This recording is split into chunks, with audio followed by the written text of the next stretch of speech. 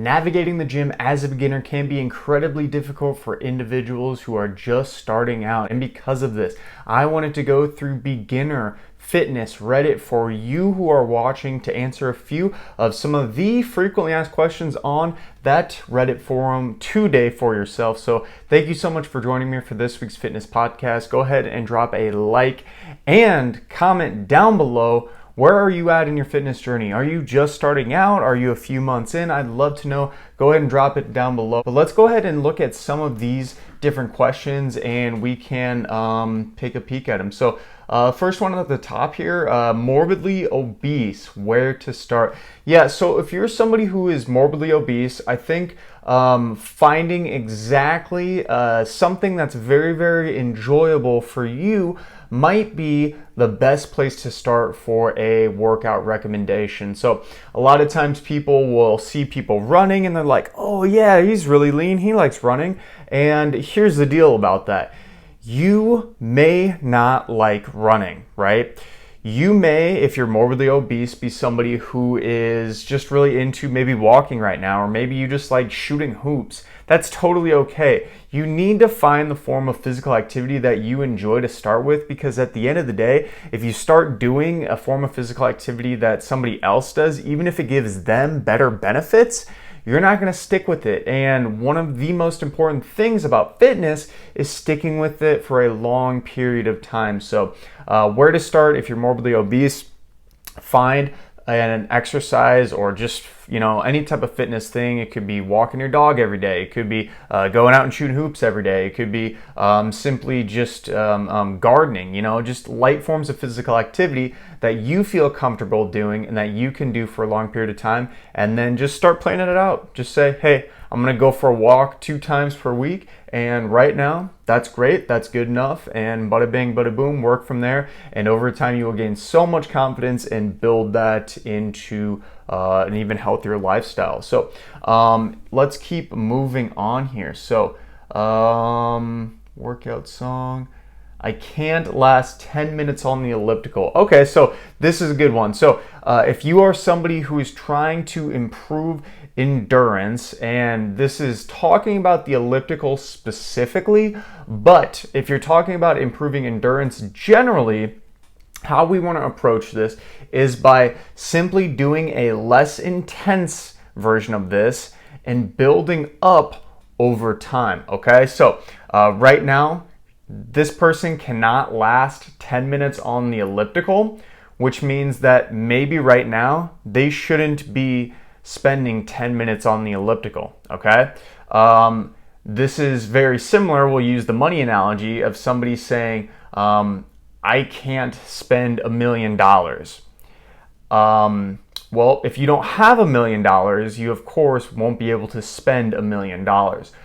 So instead, let's use the mindset and the frame of mind of where we're at today and use that to build us to where we want to be. So if we can't last 10 minutes on the elliptical, maybe let's just do 5 minutes and try to do that consistently until that builds into a pattern that's really, really easy to do long term.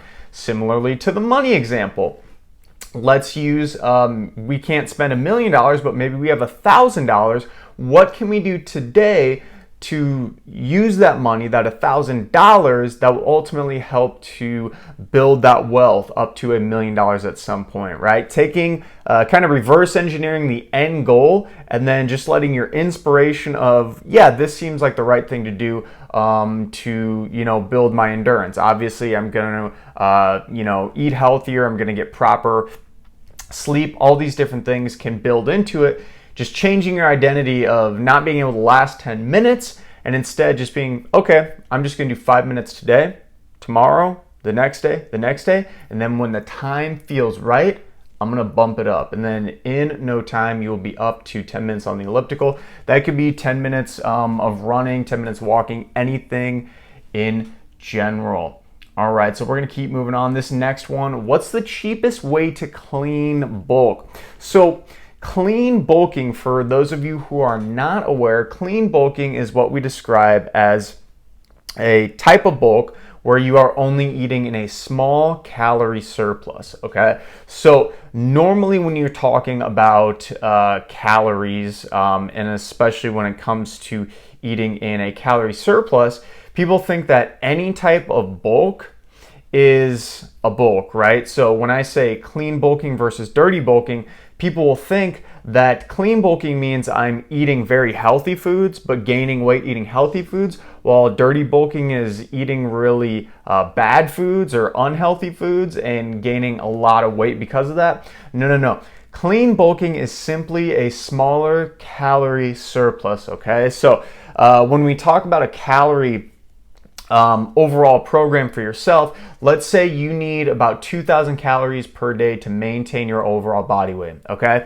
And you can find that out by actually looking up online. There's calorie calculators. I like typing in the NIH body weight planner into Google. That's my favorite and recommended version of this.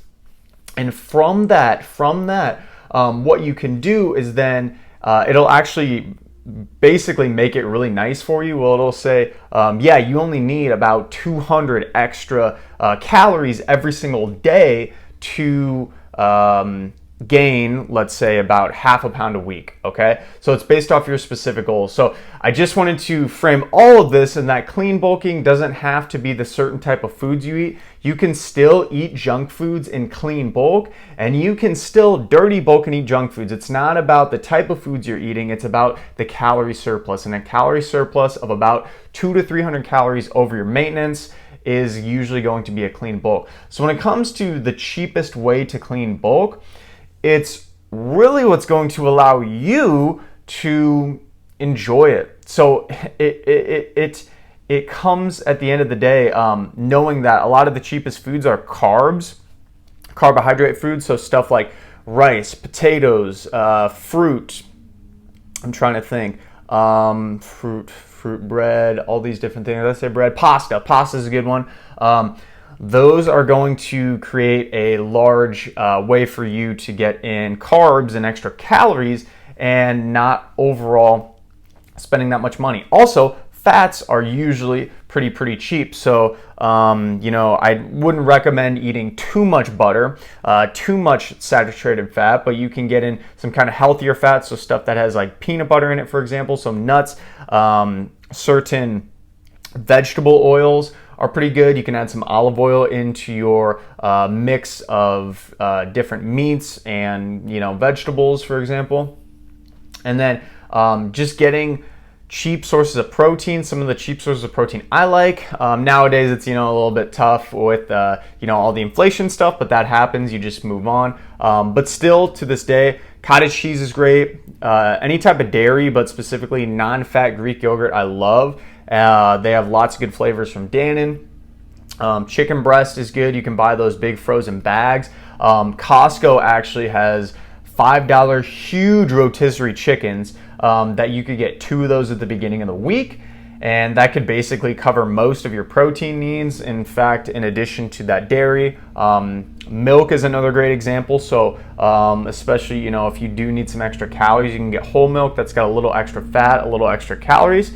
And then ultimately at the end of the day, all of that stuff together is just getting you to a calorie surplus. So if you're getting in decent protein, getting in just a little bit of a calorie surplus, it doesn't really matter what fruits, I was about to say fruits you can eat, of course. It doesn't matter what foods you actually eat at the end of the day, so long as you're in that calorie surplus. So let's keep moving on here. So the best ways to lose weight without losing your boobs.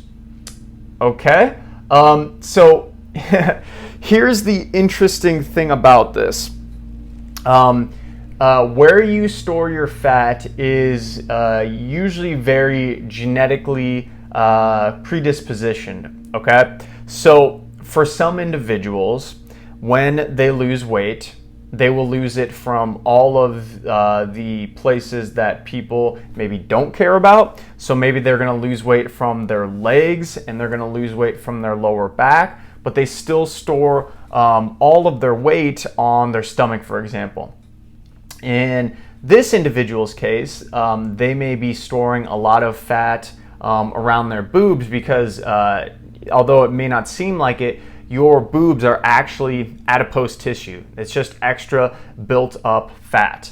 And when you lose weight, regardless of where you want to lose weight, you're going to lose weight probably a little bit from your boobs anyway. Again, some people might not lose as much depending on how you grew up. Let's say, for example, this individual, if their mom was somebody who, when they lost weight, they lost weight in their boobs and the rest of their body, it's probably very likely.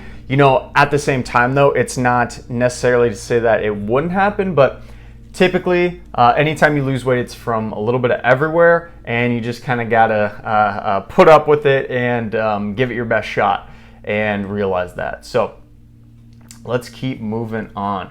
So choice of gym makes a huge difference. So I guess we could talk about the fact that some gym environments are better for specific people. So if you're thinking about different gym environments, let's say Planet Fitness, for example. Planet Fitness is an excellent gym for somebody who's a beginner, maybe somebody who's very overweight, maybe somebody who's just not as comfortable with the stereotypical gym scene of a normal commercial gym, and especially like a strength and conditioning gym.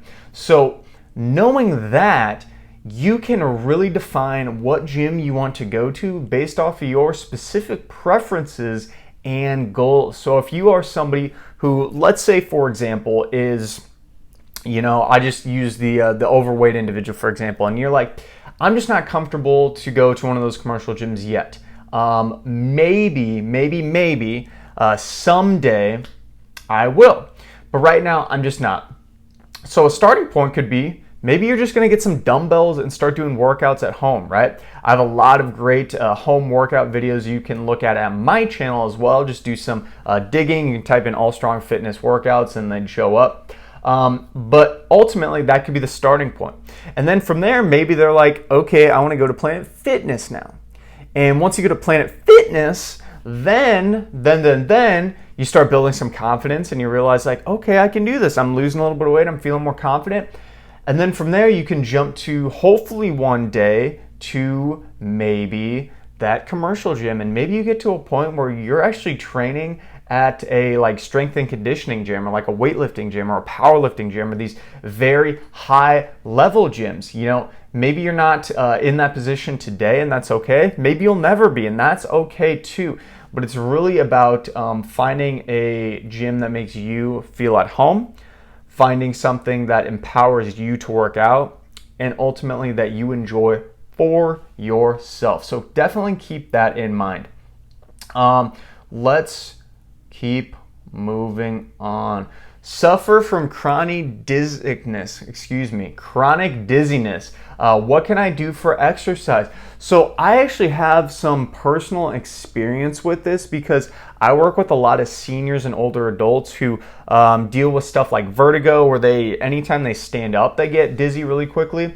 So the first thing I would kind of consider is, are there any blood pressure issues going on? Sometimes if you just sit up too fast, the blood pressure rises way too quickly in your body. And actually, no, it's lowers in your body. It's hypostatic hypertension. I can't remember exactly the name of it. It either rises or lowers. And essentially, when that happens, you get really dizzy. You get really lightheaded. And when this happens, you might think, oh, there's something wrong with me. Sometimes that just happens for people, right? Sometimes that just happens for people. So I would definitely consider, like, are there blood pressure issues in your body? If there aren't, and, if your doctor, is like, nah, you're good, everything's good. The best things you can do for exercise to build your confidence are probably going to be seated variations to start. So whether that's a weight machine at the gym, that could be a great option for you. I do a lot of seated classes, and the individual I was referencing at the beginning of this story, she actually really liked some of those very therapeutic and slow-moving chair classes, and that helped to build some confidence with her. that's really the end of the day what we're trying to do. We're trying to find forms of exercise that you feel confident in doing. And for starting out, you might just be more confident doing stuff in the chair. So that's definitely what I recommend. Anything in a chair, anything seated, probably maybe not anything standing just yet with weights, if you feel comfortable, but it's going to be a progressing thing for you, for yourself. So let's keep moving on in this. Okay, here's a good question. So if you are somebody who has lost a lot of weight over a lot of years, maybe months, etc., you might have noticed that there is some sagging skin on your body. So when you had a large amount of adipose tissue or a large amount of fat on your body, what happens is the fat actually will kind of stretch your skin. So your body's literally adapting to stretch the skin so there's room for the fat that is accumulating on your body. Otherwise, the fat would literally just spew through your skin, right? You'd just be spewing fat out and be leaking fat from your body, if you could imagine that. So what happens though, once that fat disappears, well, I actually still have all that skin that was built up. It's still there, but I don't have any fat. So that's when a lot of times people, you will hear them called like bingo wings, where maybe they have saggy skin on their below their triceps or on their triceps, for example. And the thing about this is that you can do certain things to help minimize this, and one of the biggest things is simply to just resistance train a little bit. And this might not directly get rid of the saggy skin, but what it will do is it will build muscle and definition around that area. So essentially you're kind of replacing what was fat pushing out against that skin. And if you build some muscle with strength training, you're then going to have fat pushing out against that muscle and skin. So it's not saying that fat is turning into muscle, but you lose the muscle, you lose the fat, and then you will replace it with the muscle. So you're kind of like taking one out and replacing it with another, right?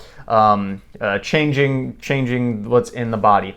And this will show great definition in your body, and it'll start building some confidence for you to realize, like, even though right now I have a little bit of saggy skin, if I build some muscle, that's going to look better. That's going to give me some more definition, and it could be giving you enough motivation to keep pushing even harder in the gym to build some more muscle to reduce what looks like that sagging skin even more. So start resistance training. You will not regret it. So let's keep moving on here. So having a bad headache and feeling bad after working out.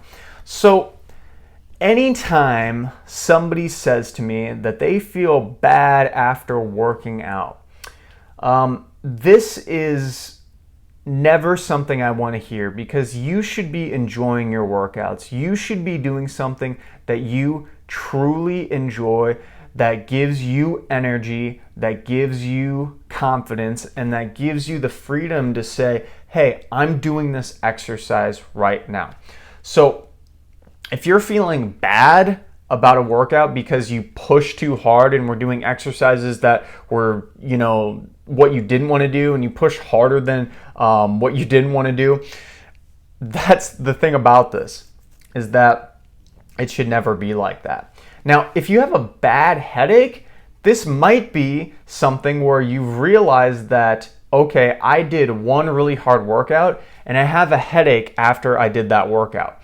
And then you start associating having a hard workout with getting a headache. So then every time you go into the gym and you work out, maybe it's not even hard, but maybe that first time, let's say for example, you worked out and then you felt tired, which a lot of people do after their first workout because they don't really know their limits, and then they got a headache. This can literally start the never-ending cycle of realizing that. So The best advice I could give is to maybe do a completely different workout style. So if you're doing weights, maybe just do a little bit of cardio first, see if that makes a difference. If you do the exact same workout and after watching this video, you're like, actually, I feel great. I think we solved the problem, is that it was all in your mind. So try something out, maybe decrease the volume a little bit and build up to where you are confident. So let's keep moving on here. We get a lot of questions on coming after a hiatus, working out after a hiatus, and I'm not going to address any of those in this specific video. I have a lot of videos on my channel on what to do after a layoff, etc. So just trying to stay away from those if you see them when I'm scrolling here.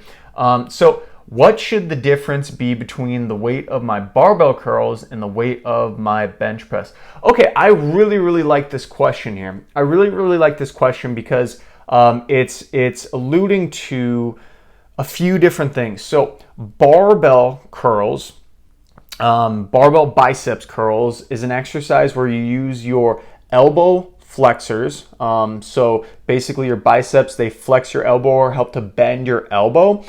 That's what doing a barbell bicep curl will help you do, okay? So grabbing the barbell, pulling it up, going down. And when you do that exercise, it's working a very small group called your biceps, right? So lots of muscle fibers here, but it's working your biceps, a little bit through your forearms for the grip. That's what it's helping you do.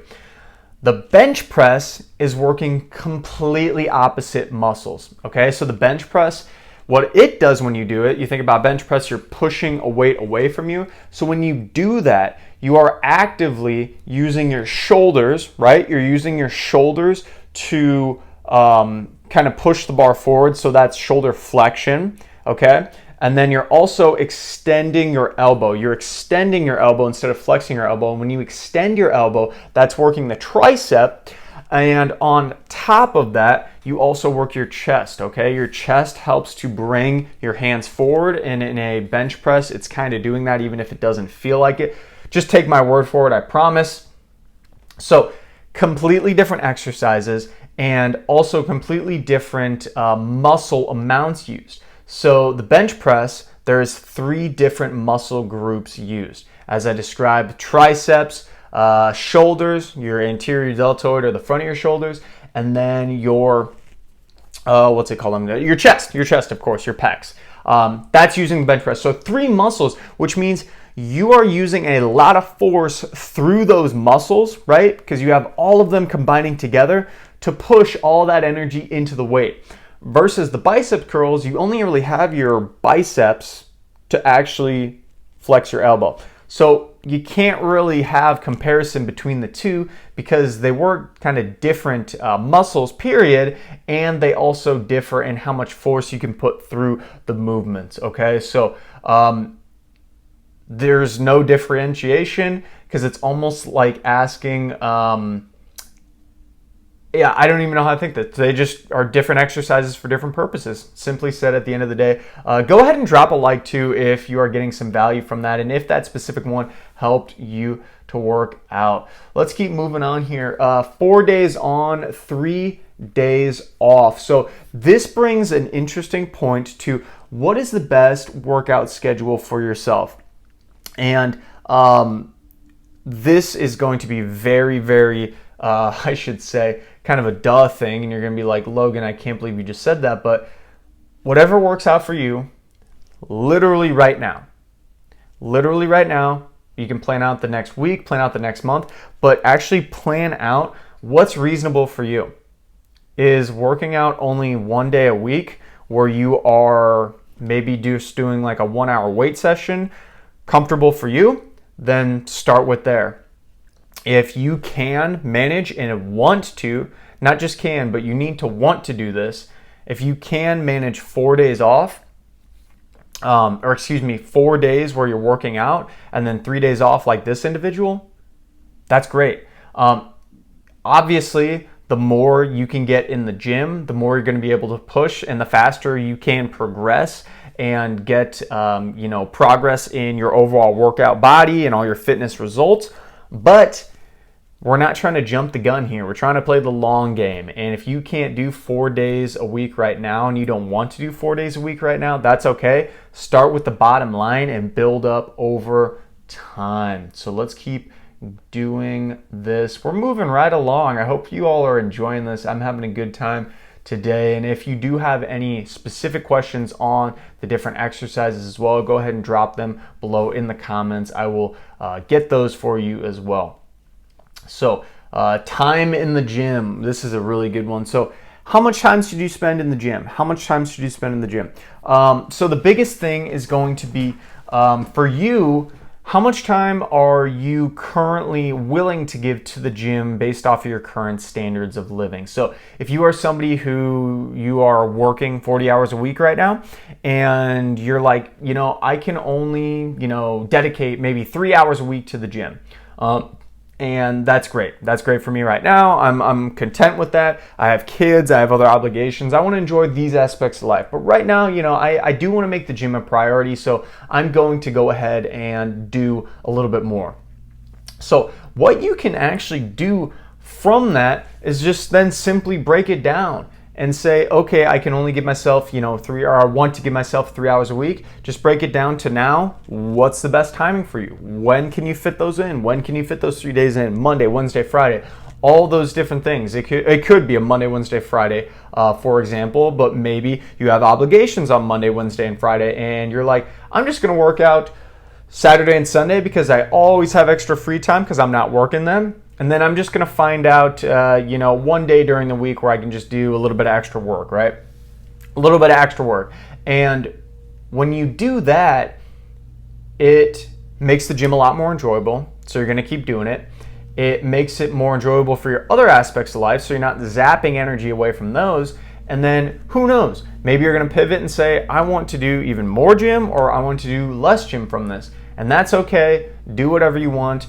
Do however long you want. Just realize it will greatly affect your levels of dedication. And obviously, the more you're in the gym, the more results you're going to get. So it's all about your priorities in life and what is meaningful for you as of this current moment.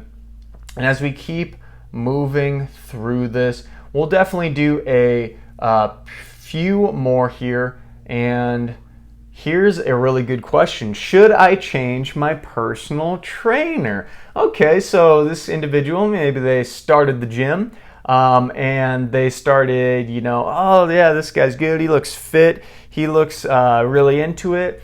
And then a week passes and you're like, I'm not sure about this guy anymore. And then another week passes and you're like, I'm really not sure about this guy anymore.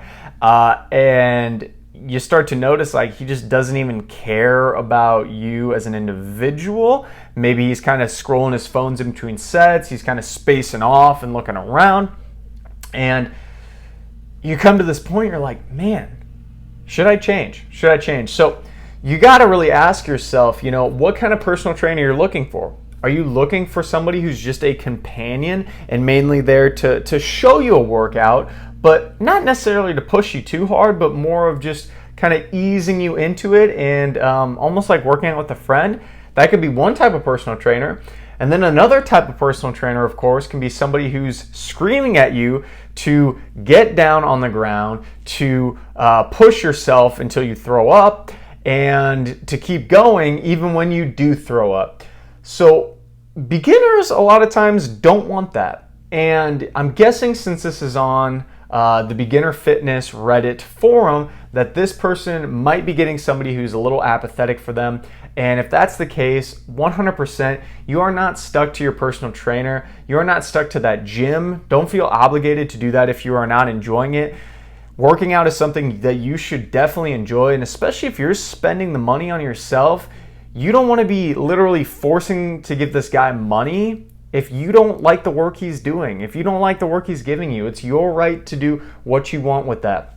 And especially your time, your time as well. So find somebody who resonates with you. Find somebody who's maybe in your price range. Find a gym that's comfortable and enjoy it. The second you don't enjoy it, it's time to move on. It's time to move on. Let's do two more for the day. And let's see what we can find here. Walk into the gym. What's next? All right, so I know I discussed earlier I wasn't going to say starting back from a hiatus, but this one will kind of roughly talk about what you can do if you walk into a gym and you're like, okay, I'm in here, I'm looking at all this equipment, what in the heck do I do? So if I was a beginner stepping in day one, and this is with, let's say I have zero knowledge of the gym, I would probably, if I just signed up, for example, go up to one of the trainers, one of the personal trainers at the front desk and ask if they could maybe just give me a quick tour of the gym, show me anything just around, show me all the equipment, show me all the different things, and not necessarily how to do the equipment, but just to give you kind of a frame of mind and perspective of what the machines in the gym are. And having him or her next to you guiding you through this is going to make it way less intimidating while you kind of scan the room and see all the different pieces of equipment. And then you may quickly realize that, oh, I saw somebody use that online, I know how to use that. Or, ooh, I've actually done that piece of equipment before when I visited out of town and I went to a gym or something, whatever. You're going to start recognizing things that you feel comfortable with. Then at that point, when the personal trainer leaves, you can just start there. Start there on that machine. Maybe that's all you do for that day. But you're going to start going in, you're going to come back to that machine, start looking at more machines. You might start getting the confidence to asking people how to do stuff. You might start looking online for other information on how to use the machines. I have a few videos from those specific kind of things on my channel. You can check those out as well. And you can ultimately build just more confidence from that one small step of asking for a little bit of help. It'll really go a long way.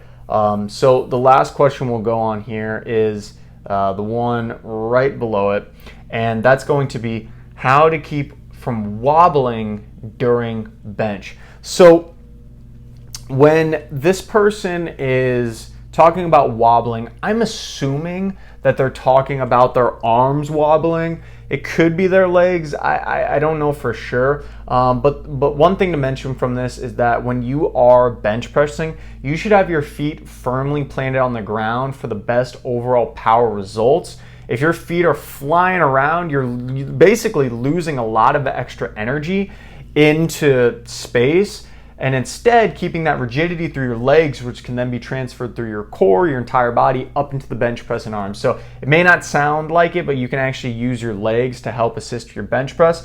And then from that, here's the thing, from that, if you're shaking, wobbling during the bench, it might just be because you're fatigued. And that's probably the reason. You might just have not too much weight for you, but too much weight for what you're trying to do. So if you are trying to lift a really heavy weight one time, you're probably going to be wobbly.